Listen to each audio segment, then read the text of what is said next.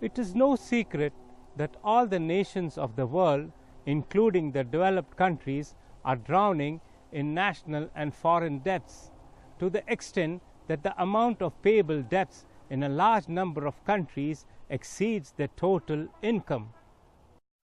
But after the financial crisis, in which interest has played a major role, it is time to rethink and revise the system so that it becomes interest-free.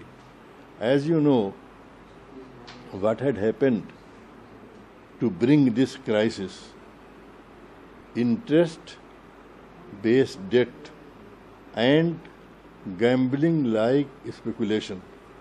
These were the two major reasons behind it. Briefly,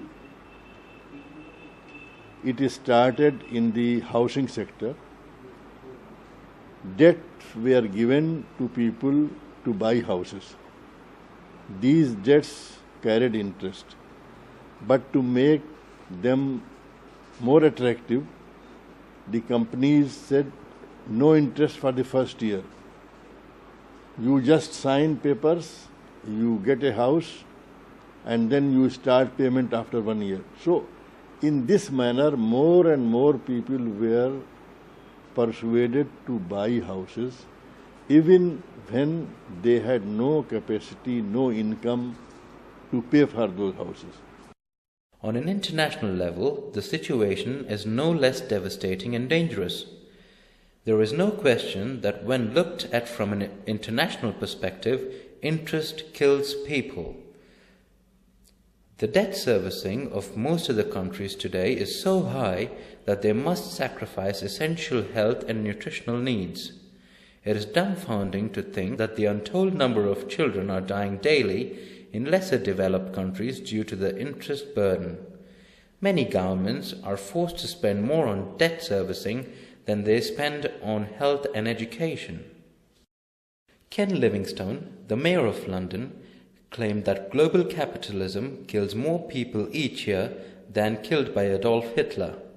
He blamed the IMF and World Bank for deaths of millions due to their refusal to ease the debt burden.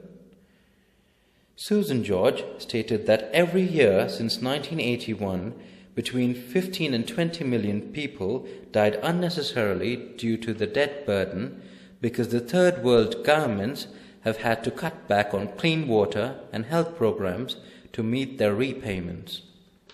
Debt keeps third world countries under control, dependent on aid, loan, rescheduling, and debt rollovers to survive, never mind actually develop. They have been forced to restructure their economies and rewrite their laws to meet conditions laid down in various IMF and World Bank programs. The profit figures of international donor agencies are mind-boggling. According to conservative estimates, the external debt of all development countries stand at almost 2 trillion or 2,000 billion. At an average markup of 10%, lending institutions like the IMF and the World Bank earn an annual profit of $200 billion. What all this means is that forever and ever, the poorest countries of the world will keep their borrowed money. A study on Bangladesh foreign aid utilization shows that 75% of the amount goes back to donors to pay for experts, consultants, and equipment. We should not hesitate to accept the truth. If we have blindfolded ourselves or have ourselves become blind and refuse to see, then how can we see the truth? We are taught to fly in the air like birds and to swim in the water like fishes, but how to live on earth we don't know. Debt of different countries.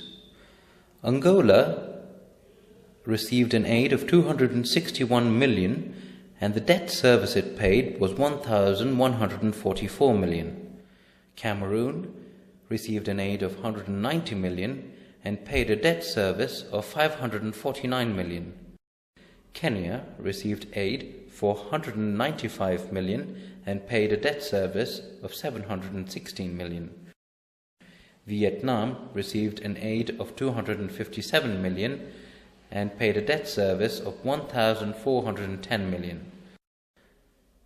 Interest makes the individual and the society selfish and greedy. It pushes for exploitation and increases the gap between the rich and the poor. Interest is also one of the key contributing factors for the current global financial crisis. The main effects of interest are instability, inefficiency, injudicious and low growth. The greatest enemy of knowledge is ignorance. This is the ultimate warning. Interest and money creation. Another inevitable problem with interest is that it encourages banks to create money out of thin air. Since banks are assured of getting their money back, irrespective of the final outcome of the project it has financed, banks are encouraged to create credit as they will get their interest plus the principal. This leads all banks to compete amongst themselves in creating credit, which causes for their indebtedness in the society. Why are we over our heads in debt? Because we are laboring under a debt money system in which all our money is created in parallel with an equivalent quantity of debt that is designed and controlled by private bankers for their benefit. They create and loan money at interest and we get the debt. Patrick S.J. Carmack and Bill Still. The truth hurts, but that makes you understand the reality. Dr. Sharek Nisar. If Mr. A takes a loan of 100 grams of food grains with a compound interest of 10%, at the end of the first year it would become 110 grams by adding 10% interest. Then at the end of 5 years it would become 161 grams. Similarly, if we continue after 10 years, the debt of 100 grams will become 259 grams. Then, after 100 years, it becomes 1,378 kilograms.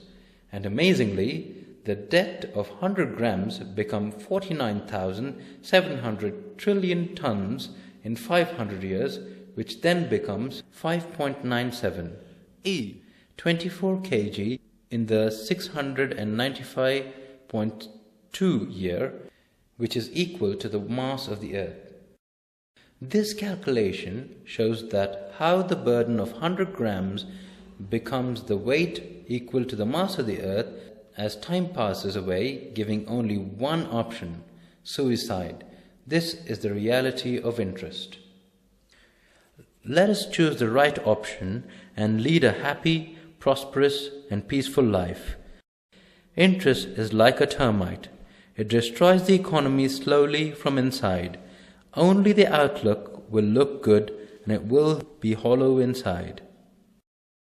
Basically, the human life is divided in two different aspects. One is the physical and materialistic aspect. The other is spiritual and moral aspect. The best combination of both aspects is required for the peaceful and successful survival of the humanity. Many times, moral aspect is crucial for protecting the individual and society from disaster.